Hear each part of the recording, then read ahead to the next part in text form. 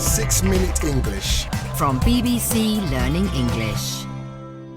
Hello and welcome to 6-Minute English. I'm Dan. And I'm Neil.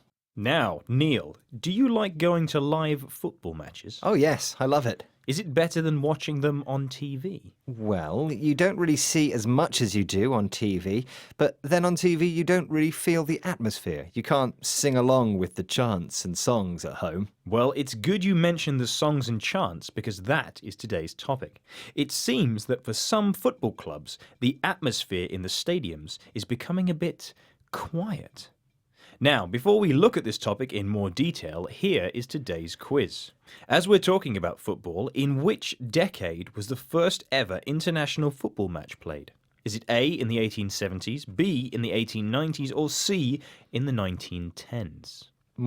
I could be wrong, but I think it was before the turn of the century, so I'll say the 1890s. Well, we'll see if you're right or not later in the show.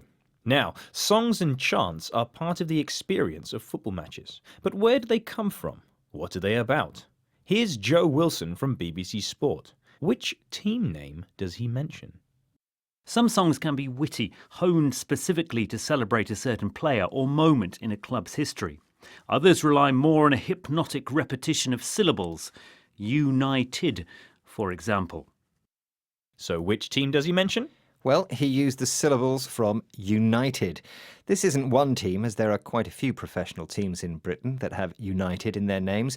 In fact, there are over a dozen. Perhaps the most well-known, though, would be Manchester United. I think fans of Welling United might argue with you about that. Anyway, what did Wilson say about the nature of football songs? He said they could be witty. Witty means funny, but in a clever way. He also said that they could be honed. Honed is an interesting word here. Something that is honed is carefully crafted, skillfully created, and developed over a period of time. When it comes to witty football songs, Wilson describes them as being honed to be about a particular player or a moment in a club's history. But these aren't the only kinds of songs. Another kind of song he describes is the hypnotic repetition of syllables. Something that is hypnotic repeats again and again, like a magical spell or chant. What's interesting is that in football songs, words can have more syllables than you would expect. Oh yes, for example, let's take England. 2 syllables, right? Right. Wrong. At least in a football stadium, it becomes 3 syllables. England, England. All right, thank you. Let's listen to Mr. Wilson again. Some songs can be witty, honed specifically to celebrate a certain player or moment in a club's history. Others rely more on a hypnotic repetition of syllables. United, for example. Now, apparently, in many stadiums, the crowds aren't singing as much as they used to. Some managers have complained that the fans are too quiet and that this has a negative effect on the players. So what are some of the reasons for this? Here's BBC Sport's Joe Wilson again. How many reasons does he mention? The decline in singing may be explained by changing demographics in football attendance, older supporters, more expensive tickets, or by stadium design. All-seater arenas may discourage the instinct to stand up and sing. So what reasons did he give for the decline in singing? For the fact that singing is getting less common? He gave a number of reasons. He talked about the change in demographics. Demographics refers to a section of the population that do a particular thing. It can refer to age groups or wealth, for example. What Wilson says is that the members that make up a football crowd are changing. They are older and wealthier, and perhaps that is a demographic or group that is less likely to sing in public. Another reason he gives is that sitting down might also discourage people from singing. If something discourages you, it makes you not want to do it. Most stadiums in the UK have to have seats, and maybe singing is something that people feel happier doing when they're standing up.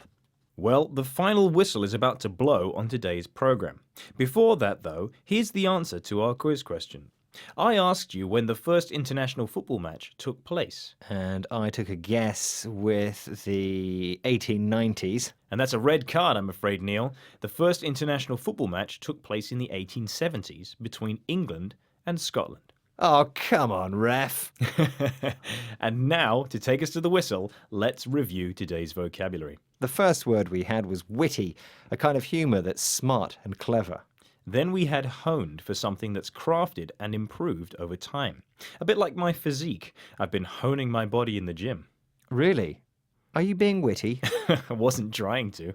Anywho, we then heard about hypnotic repetition to describe the effect of thousands of people repeating the syllables of a football team over and over and over and over and over and over and over. Okay, Dan. We use the phrase a decline in to say that something is getting less. Demographics refers to a group or section of the population that is involved in a particular activity. And finally, we had the verb discourage for something that makes us less likely to do something. Well, that's it for this program. If you're not interested in football, I hope we didn't discourage you from listening again. Indeed, I hope it doesn't lead to a decline in our audience. We want to have as wide a demographic as possible. So with that in mind, don't forget to find us on Facebook, Twitter, Instagram and YouTube, and of course on our website, bbclearningenglish.com. Bye-bye. Goodbye. 6 Minute English. From bbclearningenglish.com.